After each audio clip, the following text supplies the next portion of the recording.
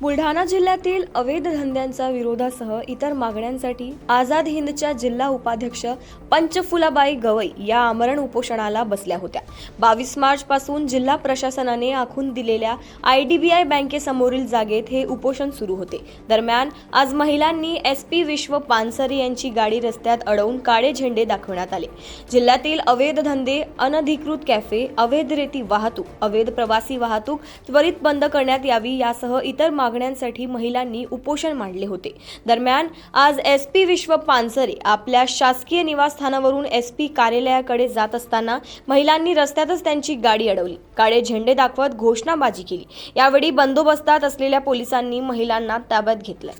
Sir, आम्ही 23 तारखेपासून उपोषणाला बसलेले इथं आमच्या आझाद हिंद संघटनेच्या जिल्हा उपाध्यक्ष आपल्या पंचफुलाबाई गवई या 23 तारखेपासून उपोषणाला बसलेल्या आमच्या मागण्या आहेत की अवैध धंदे बंद करावेत आणि जे उपोषणाला जागा दिली त्यांनीही, तर ही जागा महिलांसाठी सुरक्षा नाही आहे। इथून मागून वरलीचे दुकानं सुरू आहेत आणि तिथं रात्री आम्हाला ते लोक येतात, शिवीगाळ करतात, इथं बाथरूमला बसतात ते लोक। आम्हाला इथं बाथरूमला जायला सुरक्षा नाही, आम्ही म्हणजे इथं महिला सुरक्षित नाही आहे। त्याच्यासाठी आमचं उपोषण आहे, आमच्या 11 मागण्या आहेत। तर आतापर्यंत आम्हाला एकही अधिकारी भेटायला आला नाही इथं की तुमच्यावर काय आम्ही सांगू राहिलो त्यांना। इथं आम्हाला रात्री महिला पोलीस सुरक्षा नाही आहे, दिवसा पोलीस येतात आणि रात्री इथं पोलीस नसतात, महिला नसतात। महिलांसाठी महिला पाहिजे ना, इथं आम्हाला सुरक्षा काहीच मिळून नाही राहिली, आम्हाला जीवाला धोका आहे इथं। आम्ही सांगून सुद्धा त्यांनी 7 दिवस झाले आम्ही इथं उपोषणाला बसलो, पूर्ण लेडीज आहेत आमच्या, तर आम्हाला काहीच न्याय भेटला नाही, कोणी अधिकारी भेटायला आला नाही। त्याच्यामुळे आज आम्ही SP साहेबाची गाडी अडवली आणि त्यांना काळे झेंडे दाखवून निषेध केलेला आहे, कारण त्यांनी महिलांसाठी काहीच सुरक्षा दिलेली नाही आणि सांगून सुद्धा ते आमच्यावर काही लक्ष द्यायला तयार नाही।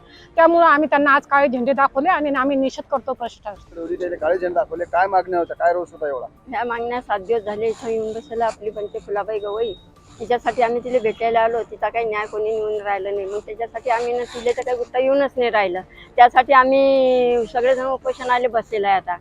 तर मग काय झेंडे दाखवले तर यायले त्या दिवसा एक अधिकारी कोणी आला नाही। आज कसे काय आले झेंडा दाखवता बरोबर, तर इथं एक बी नाही आला, पुढारी नाही, अधिकार नाही, कोणी नाही। मग आज कसे काय आले तुम्ही सगळेजण झेंडा दाखवल्यानंतर? तुम्ही गरीब महिला आहे म्हणूनच काय? पण आमच्या महिला हवी तर काय आम्ही एकासाठी लढून राहिलो का?